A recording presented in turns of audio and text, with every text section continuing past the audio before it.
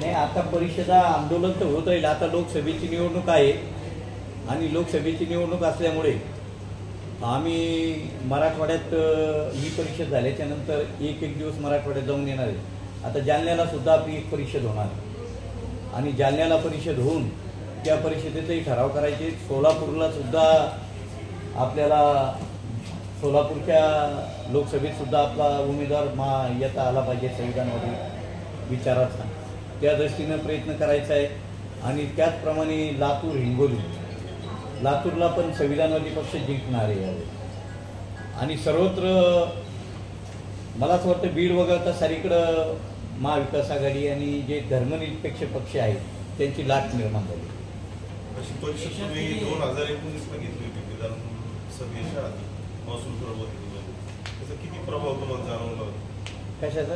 त्या परिषदेचा ती विचारवंतांची परिषद होती, आपण ती त्यासाठीच होती, अवेअरनेस ती होती आणि आम्ही ती भूमिका मांडली. लोक भावनिकतेनं त्या यांच्यासोबत गेले, वंचित सोबत. ते भावनावश होते.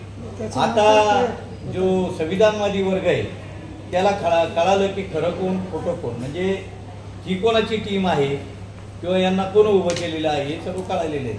आता त्यांच्याबद्दल काय बोलावं, लोकांना लोकच बोलायला लागले. आम्ही बोलायची गरज राहिली नाही. आता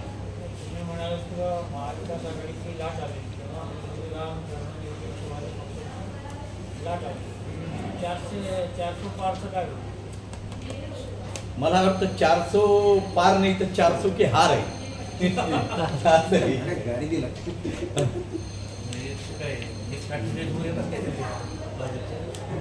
भाजप 130 वर सिमेंटले जाईल जर व्यवस्थित मतदान. ईव्हीएम मध्ये काही गडबड नसेल तर भाजप येऊ शकत नाही.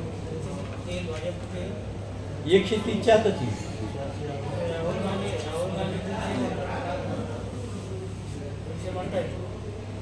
म्हणजे काही सर्वे आले आत्ता आली त्यामध्ये असं आहे, फक्त ईव्हीएम मध्ये काही गडबड नसेल तर भाजप येऊ शकत नाही देशात.